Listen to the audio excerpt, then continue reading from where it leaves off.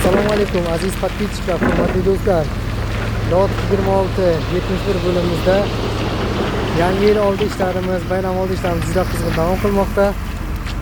Nasib qilsa mana bu betonlarimizning ustida fundamentlar, ya'ni tamallarni boshlashdan oldingi izolyatsiya ishlarimizni ham boshlab oldik. Bu yerda qo'shimcha zdaniyalarni, ya'ni binolar quriladigan bo'lib qolganlik hisobiga yonidagi tayyorlanmagan yerlarni ham ostini tayyorlash ishlarini olib boryapmiz.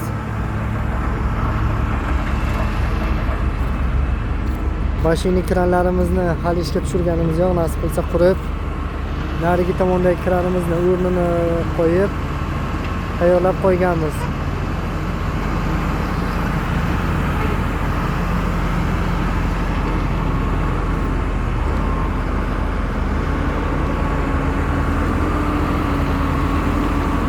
Hozircha ishlarimiz faqat shu sohada, shu bo'limda davom qilib turganligi hisobiga, faqat shu binoga davom qilganligi hisobiga hozircha bari ishchilarimizni hammasini shu yerga qo'yganmiz ishlashga.